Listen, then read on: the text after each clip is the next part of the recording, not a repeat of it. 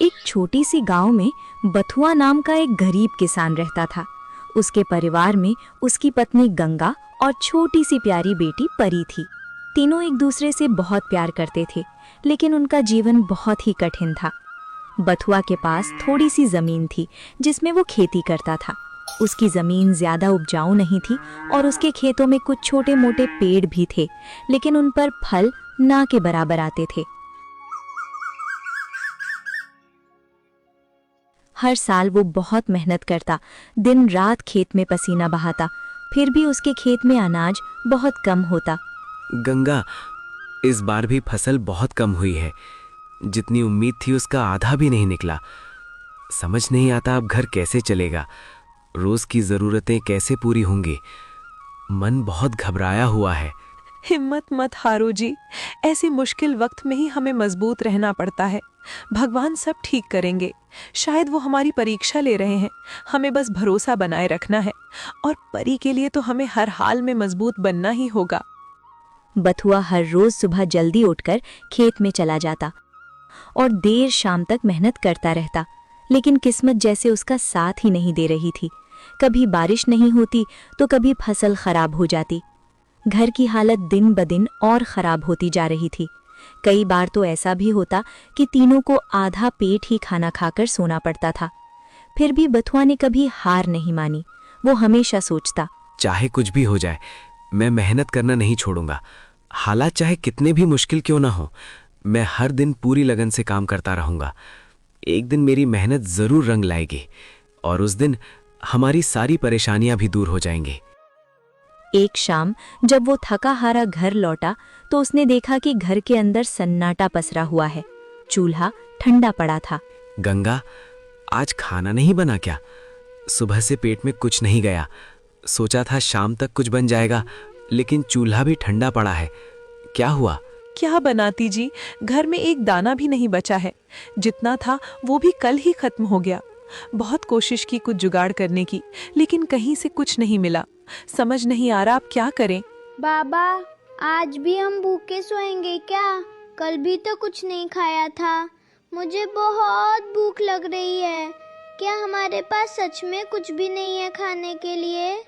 बथुआ के पास कोई जवाब नहीं था। उसने नजरें झुका लीं। उसके दिल में दर्द था, लेकिन वो अपने परिवार के सामने टूटना नहीं चाहता था। गंगा ने धीमे स्वर में कहा, कई दिनों से हम जैसे तैसे गुजारा कर रहे थे, कभी थोड़ा बहुत उधार लेकर, कभी पड़ोस से मांगकर, लेकिन अब तो सच में कुछ भी नहीं बचा। हर रास्ता जैसे बंद होता जा रहा है। समझ नहीं आता अब आगे क्या करेंगे। कुछ पल के लिए पूरा घर खामोश हो गया। बाहर हवा चल रही थी, लेकिन अंदर जैसे सब कुछ थम गया था।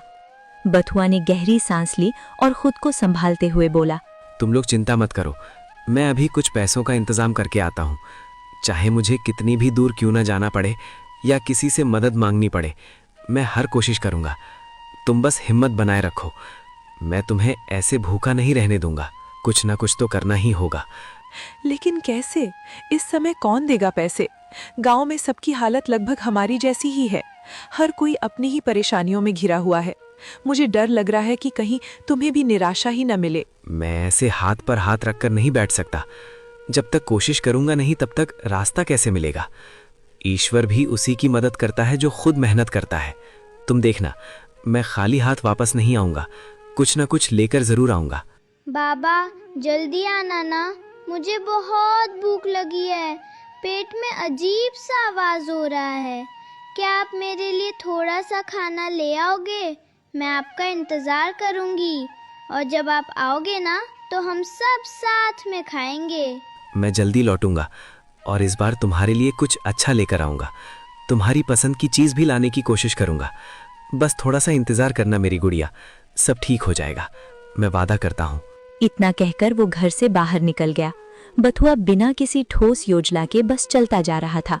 उसके मन में सिर्फ एक ही बात थी, किसी तरह आज कुछ पैसे लाने हैं। चलते चलते उसके कदम उसे गांव के बाहर जंगल की ओर ले गए। ये वही जगह थी जहां उसकी थोड़ी सी जमीन थी। वहां कुछ बिखरे हुए पेड़ थे जिनसे उसे कभी कोई खास फायदा नहीं हुआ था। बथुआ धीरे धीरे उस जगह पहुंचा। चारों तरफ सन्नाटा था, बस पत्तों की सरसराहट सुनाई दे रही थी। वो एक पुराने पेड़ के पास जाकर रुक गया। ये वही जामुन का पेड़ था जिसे वो बचपन से देखता आ रहा था। उसमें कुछ जामुन लगी हुई थीं। उसके चेहरे पर उम्मीद की एक किरण दिखने लगी। चलो अच्छा है, अब इन जामुनों को बाजार में बेच आता हूँ। कुछ पैसे मिलेंगे तो आज किसी तरह गुजारा हो जाएगा। आज ईश्वर ने शायद मेरी सुन ली। अगर ये सब बिक गए तो घर में खाना आ जाएगा। गंगा और परी को भूखा नहीं सोना पड़ेगा।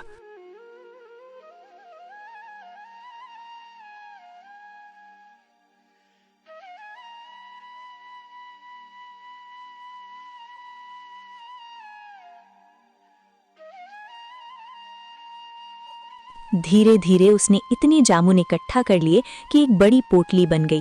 पोटली काफी भारी हो गई थी। बथुआ पोटली लिए लंबा रास्ता तय करते हुए बाजार की ओर बढ़ रहा था। धूप तेज थी, रास्ता ऊबड़ खाबड़ था, लेकिन उसके चेहरे पर उम्मीद साफ झलक रही थी। वो मन ही मन सोच रहा था, अगर ये जामुन अच्छे दाम में बिक गए तो आज घर में चूल्हा जरूर जलेगा। कुछ देर बाद वो बाजार पहुंच गया। वहां चारों तरफ लोगों की भीड़ थी। कोई सब्जी बेच रहा था, कोई फल, कोई अनाज। बथुआ ने एक कोने में अपनी पोटली रखी और आवाज लगाई, आओ आओ, ताजे ताजे जामुन ले लो, मीठे रसीले जामुन ले लो। एक बार खाओगे बार बार आओगे। काले काले जामुन, दिल खुश कर देने वाले जामुन ले लो। गर्मी भगाने वाले जामुन ले लो। वो लगातार आवाज लगाता रहा, लोगों को बुलाता रहा, हाथ में जामुन दिखाता रहा। धूप तेज होती गई, भीड़ आती जाती रही, लेकिन कोई उसके पास रुककर जामुन नहीं खरीद रहा था। कुछ लोग दूर से देखते और आगे बढ़ जाते, कुछ कीमत पूछकर बिना खरीदे चले जाते। धीरे धीरे दोपहर बीत गई, शाम होने लगी और उसकी टोकरी में जामुन वैसे के वैसे भरे रहे। एक भी जामुन नहीं बिका। अब उसकी आवाज भी धीमी पड़ने लगी थी, लेकिन किस्मत जैसे उसका साथ नहीं दे रही थी। तभी एक बूढ़ी औरत धीरे धीरे चलते हुए उसके पास आई। उसके कपड़े फटे पुराने थे और चेहरा भूख से कमजोर लग रहा था। बेटा, बहुत भूख लगी है, सुबह से कुछ भी नहीं खाया। ये जामुन देखकर मन ललचा गया। क्या थोड़ा सा जामुन दे देगा? भगवान तुम्हारा भला करेगा। माँ, कितने पैसे हैं आपके पास? मैं सस्ते में दे दूंगा, बस जितना हो सके उतना दे देना। नहीं बेटा, मेरे पास पैसे नहीं हैं, एक भी पैसा नहीं। कई दिनों से ऐसे ही मांग कर गुजारा कर रही हूँ। अगर दे सको तो दे दो, नहीं तो कोई बात नहीं। बथुआ कुछ पल के लिए चुप हो गया। उसने बूढ़ी की हालत देखी, उसके कांपते हाथ और थका हुआ चेहरा। उसका दिल पसीज गया। आप खा लो माँ, पैसे की कोई बात नहीं है। जब पेट भूखा हो तो पैसों की नहीं, इंसानियत की जरूरत होती है। आप आराम से खाइए। बूढ़ी औरत की आंखों में आंसू आ गए। उसने तुरंत जामुन खाने शुरू कर दिए, जैसे कई दिनों से भूखी हो। खाने के बाद उसने बथुआ की तरफ देखा और बोली, बेटा, तूने आज मेरी भूख मिटाई है। कई दिनों बाद पेट भर कर कुछ खाया है। तेरी ये दया मैं कभी नहीं भूलूंगी। भगवान तुझे इसका फल जरूर देगा। तेरी हर मेहनत रंग लाएगी और तुझे तेरी उम्मीद से भी ज्यादा मिलेगा।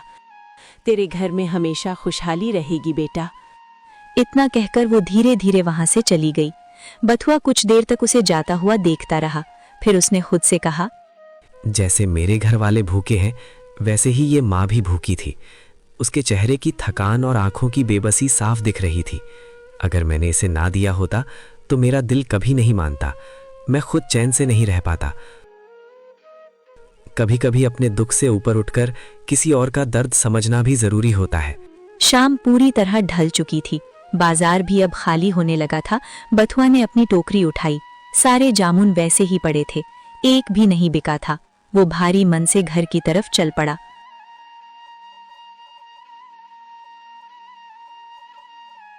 जब वो घर पहुंचा तो गंगा और परी उसकी तरफ उम्मीद भरी नजरों से देखने लगे। कुछ पैसे मिले? तुम सुबह से गए थे। मैंने सोचा था शायद आज कुछ अच्छा हो जाए। क्या किसी ने मदद की? नहीं, एक भी जामुन नहीं बिका। पूरे दिन घूमता रहा, लेकिन किसी ने खरीदने में दिलचस्पी नहीं दिखाई। और जो मिला भी वो इतना कम था कि कुछ हो नहीं पाया। बाबा, अब हम क्या खाएंगे? मुझे बहुत भूख लगी है। क्या आज भी हमें कुछ अलग नहीं मिलेगा? आज यही जामुन खा लेते हैं। जितने हैं हम तीनों मिलकर बांट लेंगे। पेट तो पूरी तरह नहीं भरेगा, लेकिन थोड़ी राहत मिल जाएगी। कल फिर कोशिश करेंगे, शायद कुछ अच्छा हो जाए। तीनों ने चुपचाप वही जामुन खाए। पेट तो पूरी तरह नहीं भरा, लेकिन उन्होंने किसी तरह गुजारा कर लिया। थकान और भूख के कारण तीनों जल्दी ही सो गए।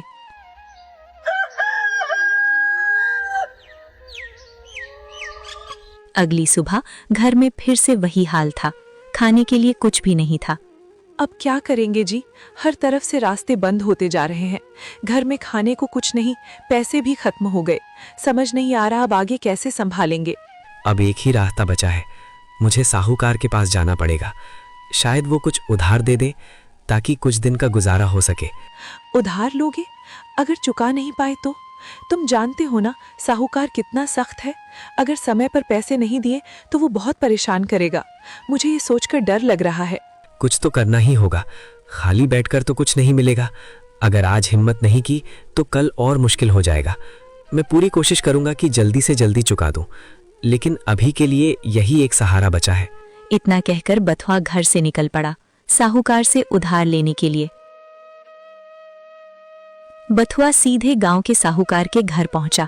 उसके मन में थोड़ा डर भी था, लेकिन मजबूरी उससे बड़ी थी। साहूकार गांव का जाना माना आदमी था, लेकिन वो दिल का बहुत ही नेक और रहम दिल था। बथुआ ने उसके सामने हाथ जोड़कर कहा, साहूकार जी, घर में खाने को कुछ भी नहीं है। कई दिनों से हम जैसे तैसे गुजारा कर रहे हैं।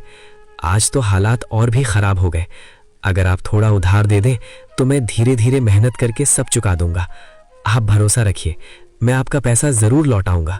बथुआ, तुम मेहनती इंसान हो। मैंने तुम्हें हमेशा ईमानदारी से काम करते देखा है। मुझे तुम पर भरोसा है। जितना चाहिए ले जाओ और बिना चिंता किए आराम से चुका देना। मुझे यकीन है तुम अपना वादा जरूर निभाओगे। बहुत बहुत धन्यवाद साहूकार जी, आपने आज मेरा घर बचा लिया। मैं आपका ये एहसान कभी नहीं भूलूंगा। जैसे ही मेरे हालात ठीक होंगे मैं आपका सारा पैसा लौटा दूंगा।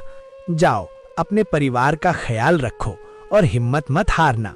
मेहनत करते रहो, सब ठीक हो जाएगा।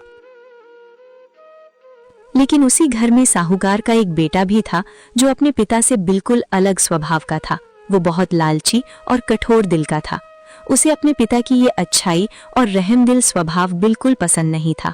वो अक्सर अपने पिता से कहता, पिताजी, आप हर किसी पर दया करते रहते हैं।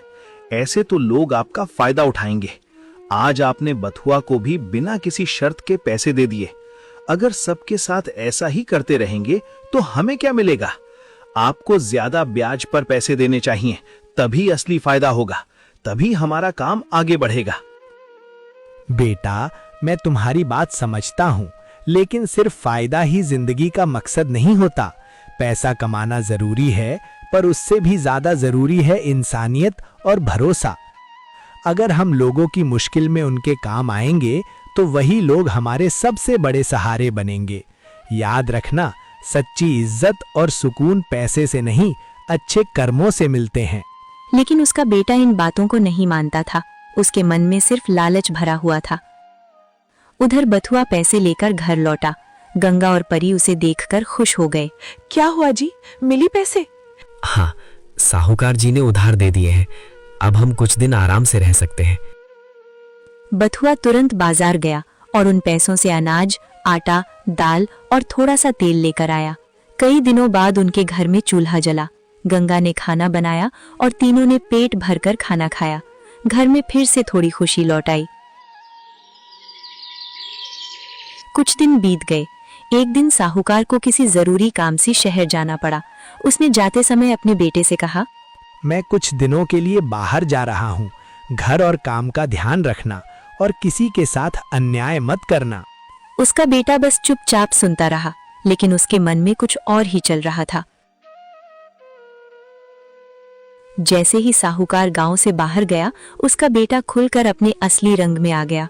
उसे याद आया कि बथुआ ने भी उधार लिया है। अब देखता हूँ वो बथुआ 2 गुना पैसे कैसे नहीं लौटाता। उसके पास इस समय पैसे होंगे ही नहीं, ये तो साफ दिख रहा है। और अगर उसने समय से पहले पैसे नहीं दिए तो मैं उसे डरा धमकाकर अपना पैसा वसूल करूंगा। जरूरत पड़ी तो उसका खेत भी अपने नाम करवा लूंगा। आखिर कारोबार में सख्ती दिखानी ही पड़ती है, तभी लोग सीधा रहते हैं।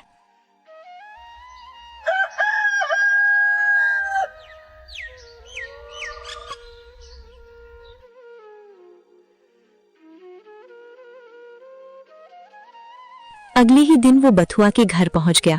बथुआ उस समय घर के बाहर बैठा कुछ काम कर रहा था। उसने देखा कि साहूकार का बेटा सामने खड़ा है। बेटे ने सख्त आवाज में कहा, ओ बथुआ, जो पैसे तुमने उधार लिए थे वो तुरंत वापस करो। मैं कोई इंतजार नहीं करने वाला। जितना लिया है सब अभी के अभी लौटा दो, समझे? मालिक, ये आप क्या कह रहे हैं? अभी कैसे लौटा दूं इतने पैसे? मैं तो अभी बस गुजारा ही कर पा रहा हूँ।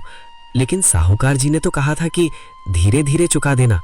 उन्होंने मुझे थोड़ा समय दिया था। मेरे सामने अपने बहाने मत बनाओ। मुझे तुम्हारी कोई कहानी नहीं सुननी।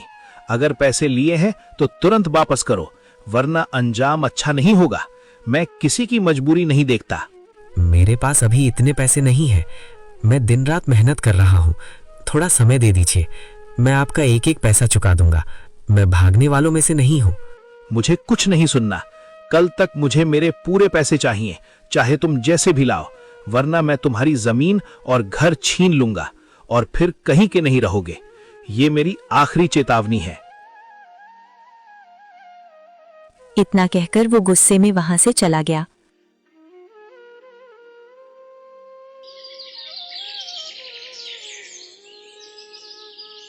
बथुआ, लगता है मेरी बात तुम्हें समझ में नहीं आई, इसलिए मैं फिर से आया हूं। मैंने जो कहा था उसे हल्के में मत लो। मैं मजाक नहीं कर रहा। मैं आपकी बात समझ रहा हूँ, लेकिन मेरी हालत भी तो देखिए। अभी घर में खाने तक के लाले पड़े हैं। थोड़ा समय दे दीजिए, मैं दिन रात मेहनत करके आपके पैसे जरूर लौटा दूंगा। मैं वादा करता हूँ। समय? तुम जैसे लोगों का यही बहाना होता है। अच्छा तो सुन लो, मैं तुम्हें सिर्फ 2 दिन का समय देता हूं। अगर 2 दिन में पैसे नहीं दिए तो तुम्हारे घर और खेत पर मेरा कब्जा होगा। फिर रोते रहना। नहीं साहब, ऐसा मत कीजिए। हम लोग कहाँ जाएंगे? हमारा तो सब कुछ यही है। अगर ये भी चला गया तो हम सड़क पर आ जाएंगे। हम पर थोड़ा रहम कीजिए। ये सब मुझे नहीं सुनना। उधार लिया है तो लौटाना पड़ेगा, और मैं किसी की मजबूरी नहीं देखता। मेरे लिए सिर्फ पैसा मायने रखता है। मैंने ये पैसे आपके पिताजी से लिए थे और मैं उन्हें ही लौटाऊंगा। उन्होंने मुझ पर भरोसा किया था और कहा था कि धीरे धीरे चुका देना। मैं उनका भरोसा नहीं तोड़ूंगा। मेरे पिता का नाम मत लो। वो अभी कई महीनों तक वापस नहीं आने वाले हैं, और जब तक वो नहीं है मैं ही यहाँ का मालिक हूँ। इसलिए मेरी बात ध्यान से सुन लो। 2 दिन में पैसे चाहिए, वरना सब कुछ चला जाएगा, तुम्हारा घर भी और खेत भी, और फिर तुम कुछ नहीं कर पाओगे। बथुआ वहीं खड़ा रह गया। उसके पैरों तले जमीन जैसे खिसक गई थी। अब क्या करेंगे जी? 2 दिन में इतने पैसे कैसे जुटाएंगे? हमारे पास तो कोई सहारा भी नहीं है। हर तरफ से रास्ते बंद नजर आ रहे हैं। मुझे तो ये सोचकर ही डर लग रहा है कि अगर पैसे नहीं जुटे तो हम अपना घर और खेत सब खो देंगे। फिर हम कहाँ जाएंगे? कैसे जिएंगे? वो खुद भी अंदर से टूट चुका था। 2 दिन में इतना पैसा जुटाना ये तो नामुमकिन है। उसके मन में तरह तरह के विचार आने लगे। कहाँ से लाऊं इतने पैसे? किससे मदद मांगूं? घर का माहौल फिर से भारी और उदास हो गया। बथुआ गहरी चिंता में डूब गया। उसे समझ नहीं आ रहा था कि अब क्या रास्ता निकाले।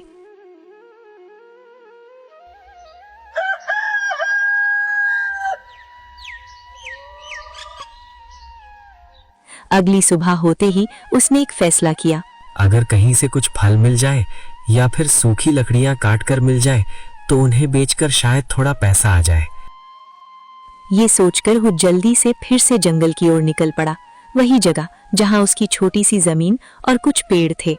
धीरे धीरे वो उस जगह पहुंचा। उसने इधर उधर नजर दौड़ाई। ज्यादातर पेड़ वैसे ही खाली थे जैसे हमेशा रहते थे। वो मायूस होकर आगे बढ़ा। तभी उसकी नजर उस जामुन के पेड़ पर पड़ी और वो एकदम रुक गया। उसकी आंखें फैल गईं। पेड़ फिर से काले काले पके हुए जामुनों से लदा हुआ था।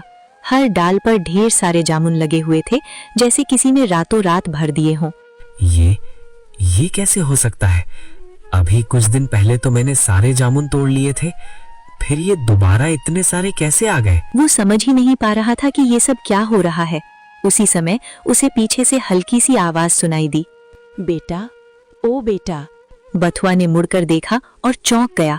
वहीं थोड़ी दूरी पर वही बूढ़ी औरत खड़ी थी जिसे उसने उस दिन जामुन दिए थे। आप यहाँ? माँ, आप ठीक तो है? उस दिन के बाद आप कहीं दिखाई नहीं दी। मैं कई बार सोचता रहा कि आप कहाँ चली गई, और आज अचानक यहाँ जंगल में आप यहाँ कैसे? मैं ठीक हूँ बेटा, बिल्कुल ठीक हूँ। और मैं यहीं थी, तुम्हारे आसपास ही, बस तुम्हें दिखाई नहीं दी। हर वक्त तुम्हें देख रही थी। आपका मतलब? मैं कुछ समझा नहीं माँ, आप कहना क्या चाहती हैं? तुम्हें याद है उस दिन तुमने मुझे जामुन दिए थे, जब तुम्हारे अपने घर में खाने को कुछ भी नहीं था, फिर भी तुमने बिना सोचे समझे मुझे दे दिए। हाँ माँ, मुझे सब याद है। आप बहुत भूखी थी, आपके चेहरे पर साफ दिख रहा था, इसलिए मैंने दे दिए। इसमें क्या बड़ी बात, ये तो मेरा फर्ज था। बड़ी बात यही है बेटा, बहुत बड़ी बात है। जब इंसान के पास खुद कुछ नहीं होता, फिर भी वो दूसरों की मदद करता है, वही असली इंसान कहलाता है। तुम्हारे दिल में दया है, करुणा है, और भगवान ऐसे लोगों को कभी खाली हाथ नहीं छोड़ते। तुम्हारी उसी दया और नेकी का फल तुम्हें आज मिलने वाला है। अब तुम्हारे दुख के दिन खत्म होने वाले हैं। फल? कैसा फल? मैं कुछ समझ नहीं पा रहा माँ, आप आखिर कहना क्या चाहती हैं? क्या सच में मेरी मदद होने वाली है? इस पेड़ पर जितने भी जामुन लगे हैं, ये सब अब तुम्हारे हैं। आज से ये पेड़ तुम्हारा हुआ। लेकिन ये कोई साधारण पेड़ नहीं है बेटा, इसमें एक खास बात छुपी है। मतलब ये पेड़ अलग कैसे है?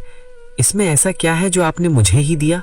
जो जामुन तुम अपने लिए रखोगे, जिन्हें तुम खुद खाओगे या अपने घर ले जाओगे, उनके अंदर के बीज साधारण नहीं होंगे, वे सोने के बन जाएंगे, असली सोना। सोने के बीज? क्या ये सच है माँ? मैं यकीन नहीं कर पा रहा, ऐसा कैसे हो सकता है? हाँ बेटा, ये सच है, लेकिन ध्यान से सुनो और इसे अच्छे से समझ लो। अगर यही जामुन तुम किसी और को दोगे या कोई और उन्हें खाएगा या खरीदेगा, तो उनके अंदर के बीज बिल्कुल साधारण ही रहेंगे, बस आम बीज। उनमें जरा भी सोना नहीं होगा। ये वरदान सिर्फ तुम्हारे लिए है, तुम्हारी नीयत और नेकी का फल है। बथुआ पूरी तरह हैरान था। उसे समझ नहीं आ रहा था कि वो सपना देख रहा है या सच में ये सब हो रहा है। माँ, ये कैसे? मैं तो बस एक गरीब इंसान हूँ, मैंने तो कुछ खास भी नहीं किया, फिर ये सब मेरे साथ कैसे हो रहा है? मुझे समझ नहीं आ रहा। हर नेकी का फल मिलता है बेटा, बस सही समय आने पर। कई बार हमें लगता है कि हमारी अच्छाई बेकार जा रही है, लेकिन ऐसा कभी नहीं होता। ऊपर वाला सब देखता है और जब समय आता है तो उसका फल जरूर देता है। ये उसी का आशीर्वाद है। बथुआ कुछ और पूछ पाता, उससे पहले ही अचानक एक तेज हवा चली। पेड़ों की पत्तियां जोर जोर से हिलने लगीं। बथुआ ने अपनी आंखें ढक लीं और जब उसने दोबारा आंखें खोली, वहां कोई नहीं था। बूढ़ी औरत गायब हो चुकी थी। कुछ देर तक बथुआ वहीं खड़ा रह गया। उसके मन में डर भी था और आश्चर्य भी। ये सच था या सपना? उसने चारों तरफ देखा, लेकिन वहां अब सिर्फ वही जामुन का पेड़ था और जंगल का सन्नाटा। बथुआ ने गहरी सांस ली और पेड़ की तरफ देखा। आज शायद मेरी किस्मत बदलने वाली है। कुछ ही देर में उसने ढेर सारे जामुन इकट्ठा कर लिए। पोटली पहले से भी ज्यादा भारी हो गई। वह तेज कदमों से घर की तरफ चल पड़ा।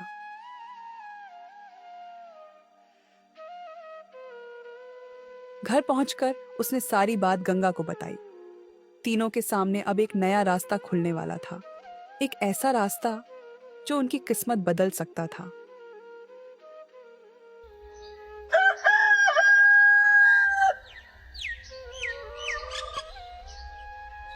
अगली सुबह वह जल्दी उठ गया। उसने अपने पास रखे कुछ जामुन के बीज लिए और गांव के सुनार के पास पहुंच गया। सुनार अपनी दुकान में बैठा काम कर रहा था। बथुआ ने हिचकिचाते हुए कहा, भैया जरा ये देखना, मुझे खुद भी यकीन नहीं हो रहा, लेकिन आप जरा इसे अच्छे से परख कर बताइए कि ये सच में क्या है। अरे ये तो खरा सोना है, बिल्कुल शुद्ध, इसमें कोई मिलावट नहीं है। इतना साफ और चमकदार सोना मैंने बहुत कम देखा है। सच? आप मजाक तो नहीं कर रहे ना? ये सच में सोना है? हाँ, बिल्कुल असली सोना है। मैं सालों से ये काम कर रहा हूँ। सोने की पहचान मुझसे बेहतर कोई नहीं कर सकता। लेकिन मैंने अपनी जिंदगी में ऐसे बीज कभी नहीं देखे। ये तो सच में बहुत अनोखी चीज है। बथुआ के चेहरे पर खुशी और विश्वास एक साथ आ गया। जो शक उसके मन में था वो अब पूरी तरह खत्म हो गया। उसकी आंखों में चमक आ गई, जैसे उसे एक नई उम्मीद मिल गई हो। तुम ये बेचना चाहते हो? अगर चाहो तो मैं तुम्हें इसका अच्छा दाम दे सकता हूँ, क्योंकि ये सच में कीमती है। हाँ, मैं बेचना चाहता हूँ। जितना मिल जाए उतना ही मेरे लिए बहुत है। बस इतना मिल जाए कि मैं अपने घर का गुजारा अच्छे से कर सकूं। सुनार ने उसे इतने पैसे दिए कि बथुआ ने सपने में भी कभी नहीं सोचा था। उसके हाथ कांपने लगे। बथुआ सीधे साहूकार के घर पहुंचा। साहूकार का बेटा उसे देखकर हंसते हुए बोला, क्या हुआ बथुआ, पैसे लेकर आया है या घर छोड़ने आया है? मुझे तो लग रहा था कि तुम बहाने ही बनाओगे, लेकिन चलो देख लेते हैं आज क्या लेकर आए हो। मैं अपने पैसे लौटाने आया हूँ। जैसा आपने कहा था मैंने पूरी कोशिश की और आज मैं आपका एक एक पैसा चुकाने के लिए यहाँ खड़ा हूँ। उसने थैली आगे बढ़ा दी। उसके हाथ थोड़े कांप रहे थे, लेकिन चेहरे पर अब डर की जगह आत्मविश्वास था। ये रहे आपके सारे पैसे, पूरा हिसाब। अब हमारा कोई कर्ज नहीं रहा। आपने जो समय दिया उसके लिए धन्यवाद। अब हम पर आपका कोई बोझ नहीं है। वह कुछ पल के लिए चुप हो गया। उसे यकीन ही नहीं हो रहा था कि बथुआ इतना पैसा कैसे ले आया। लेकिन बथुआ बिना कुछ और कहे वहां से चला गया। अब बथुआ की जिंदगी पूरी तरह बदलने लगी। उसने सबसे पहले एक अच्छा, बड़ा और मजबूत घर बनवाया। मिट्टी की झोपड़ी की जगह अब पक्की दीवारों वाला सुंदर घर था। घर में नए बर्तन, अच्छा बिस्तर, अनाज से भरे घड़े, सब कुछ आ गया। गंगा ने घर को देखा और उसकी आंखें भर आईं। जी, ये सब सच है ना? मैं जो देख रही हूँ, क्या ये सपना तो नहीं? इतने दिनों की परेशानियों के बाद अचानक सब कुछ बदल गया। मुझे तो यकीन ही नहीं हो रहा। हाँ गंगा, ये सब बिल्कुल सच है। अब हमें कभी तंगी नहीं झेलनी पड़ेगी। हमारे बुरे दिन खत्म हो गए। अब हमारे घर में खुशहाली आएगी। और सबसे बड़ी बात, अब हमारी परी कभी भूखी नहीं सोएगी। हम सब मिलकर एक नई शुरुआत करेंगे। घर में अब हर दिन चूल्हा जलता, अच्छा खाना बनता और खुशियों की आवाजें गूंजती थीं। बथुआ ने सिर्फ अपने लिए ही नहीं बल्कि दूसरों की भी मदद करनी शुरू कर दी। जो लोग पहले उसकी तरह परेशान थे, उन्हें वह कभी खाली हाथ नहीं लौटाता। बथुआ की जिंदगी बदल चुकी थी। अब उसके पास बड़ा घर था, अच्छा खाना था और गांव में उसकी इज्जत भी बढ़ गई थी। लेकिन जहां एक तरफ खुशियां थीं, वहीं दूसरी तरफ किसी के मन में आग जल रही थी। वह था साहूकार का बेटा।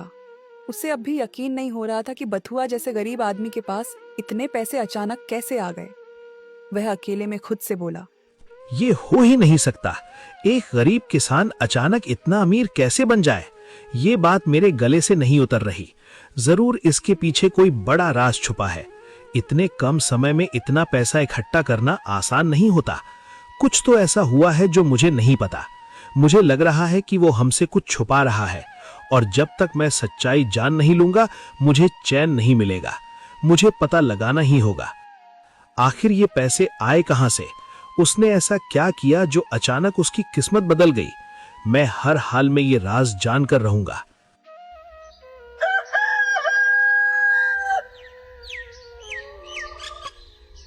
अगले ही दिन उसने बथुआ पर नजर रखना शुरू कर दिया। वह छिप छिप कर बथुआ के घर के पास मंडराने लगा। वह देखता रहा कि बथुआ कब और कहां जाता है। कुछ देर बाद बथुआ घर से निकला और जंगल की तरफ चल पड़ा। साहूकार का बेटा धीरे धीरे उसके पीछे पीछे चलने लगा। वह पेड़ों के पीछे छिपता हुआ कदम कदम पर सावधानी से आगे बढ़ता रहा। बथुआ उसी जामुन के पेड़ के पास पहुंचा।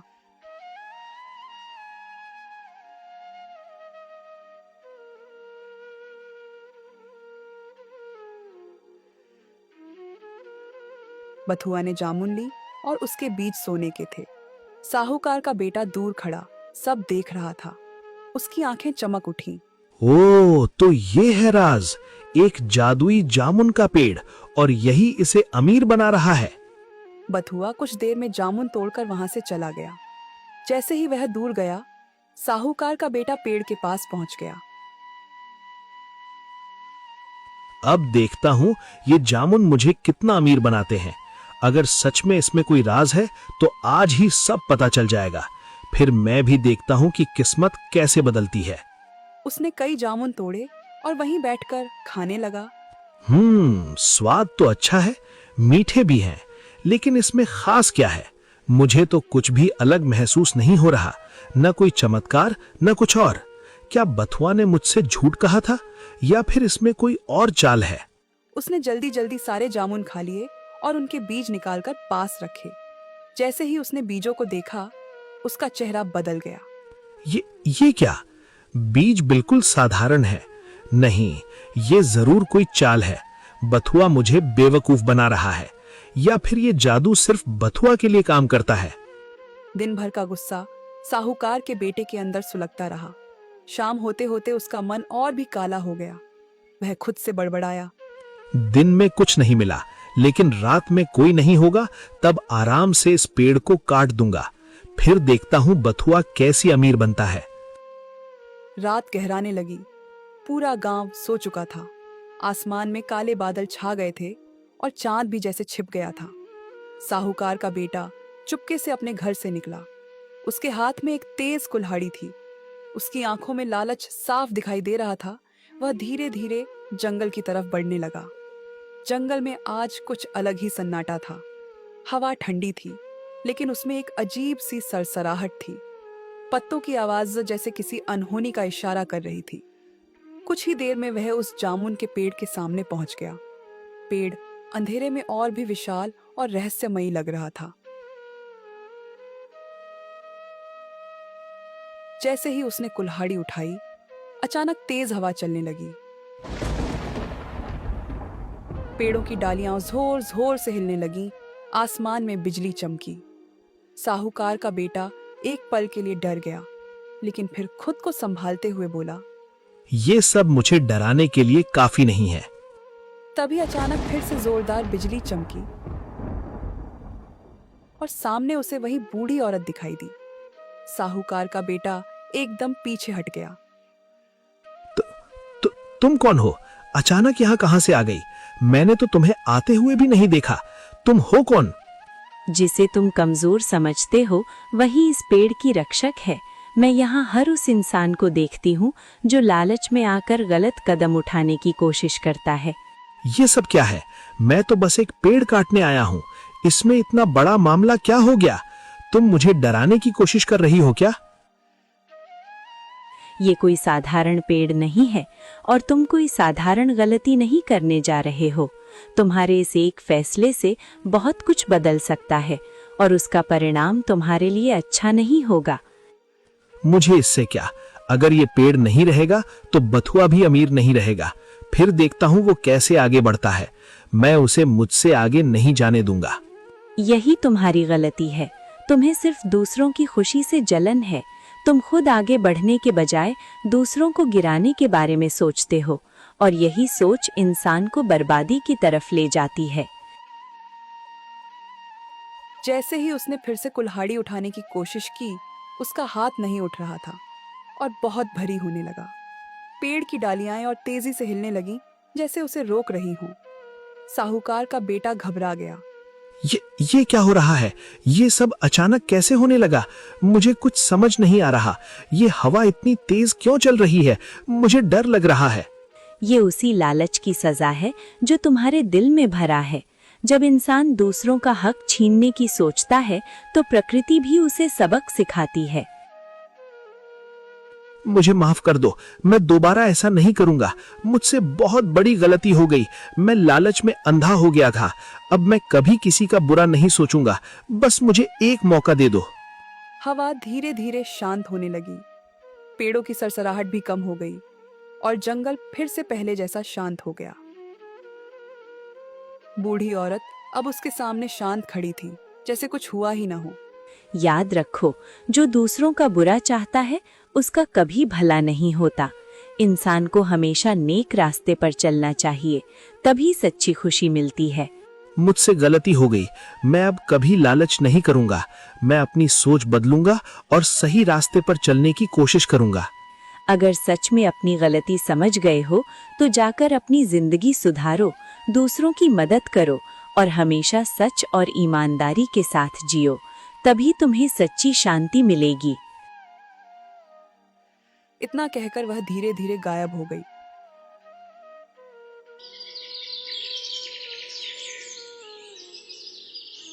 कुछ दिनों बाद गांव में खबर फैली कि साहूकार शहर से वापस आ गया है। साहूकार जैसे ही घर पहुंचा, उसने देखा कि उसका बेटा पहले जैसा नहीं रहा। उसके चेहरे पर घमंड नहीं, बल्कि शांति और पछतावा था। क्या बात है बेटा, तुम इतने बदले बदले क्यों लग रहे हो? उसका बेटा कुछ पल चुप रहा, फिर धीरे धीरे उसने सारी बात बता दी। कैसे उसने बथुआ को परेशान किया, कैसे वो लालच में अंधा हो गया और कैसे जंगल में उसके साथ अजीब घटना हुई जिसने उसकी आंखें खोल दी। पिताजी, मुझसे बहुत बड़ी गलती हो गई। मैंने आपके नाम और आपकी अच्छाई दोनों को शर्मिंदा किया। गलती मान लेना ही सबसे बड़ा कदम होता है बेटा। हर इंसान से गलती होती है, लेकिन उसे स्वीकार करना और उससे सीख लेना ही असली समझदारी है। अब उसे सुधारना भी उतना ही जरूरी है, तभी तुम सच में आगे बढ़ पाओगे। मैं बथुआ से माफी मांगना चाहता हूँ। मैंने उसके साथ बहुत गलत किया, उसे डराया, धमकाया। अब मुझे अपनी हर बात पर पछतावा हो रहा है। मैं उससे माफी मांगकर सब ठीक करना चाहता हूँ। चलो अभी चलते हैं उसके पास। देर करना ठीक नहीं है। जितनी जल्दी अपनी गलती सुधारोगे उतना ही अच्छा रहेगा। और याद रखना, सच्चे दिल से मांगी गई माफी हमेशा कबूल होती है। दोनों बथुआ के घर पहुंचे। अब वो झोपड़ी नहीं रही थी, वहां एक सुंदर मजबूत घर खड़ा था। बथुआ बाहर बैठा था। उसने साहूकार को देखा तो तुरंत उठकर आदर से बोला, साहूकार जी, आप आ गए। आइए, अंदर आइए। आपने आने की तकलीफ क्यों की? सब ठीक तो है ना? हाँ बथुआ, और आज मैं तुमसे मिलने ही आया हूँ। कुछ जरूरी बात करनी थी और साथ ही तुम्हारा हाल चाल भी जानना था। बथुआ, मुझे माफ कर दो। मैंने तुम्हारे साथ बहुत गलत किया। लालच में आकर मैं इंसानियत ही भूल गया था। मैंने तुम्हें डराया, धमकाया, तुम्हारा हक छीनने की कोशिश की। अब मुझे अपनी हर बात पर बहुत पछतावा हो रहा है। अगर हो सके तो मुझे माफ कर दो। अगर तुम्हें अपनी गलती का एहसास हो गया है तो वही सबसे बड़ी बात है। इंसान से गलती होना बड़ी बात नहीं, बल्कि उसे मान लेना और सुधारना ज्यादा जरूरी होता है। मैं तुम्हें माफ करता हूँ। अब पुरानी बातों को यही खत्म कर देते हैं। बथुआ, तुमने हमेशा सच्चाई और नेकी का रास्ता चुना। मुश्किल हालात में भी तुमने अपनी अच्छाई नहीं छोड़ी, इसलिए आज ईश्वर ने तुम्हें इसका फल दिया है। तुम्हारी मेहनत और नेक दिल का ही ये नतीजा है। धीरे धीरे सब कुछ बदल गया। साहूकार और उसका बेटा अब गांव वालों की मदद करने लगे। बथुआ भी अपनी संपत्ति का सही उपयोग करता और जरूरतमंदों की सहायता करता। गांव में अब कोई भूखा नहीं सोता था। हर घर में खुशियां थीं और हर चेहरे पर मुस्कान। परी अब पढ़ाई करने लगी और गंगा खुशी खुशी अपना घर संभालती।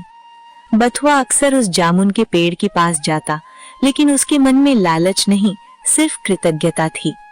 इस कहानी से हमें ये सीख मिलती है कि नेकी और दया कभी बेकार नहीं जाती।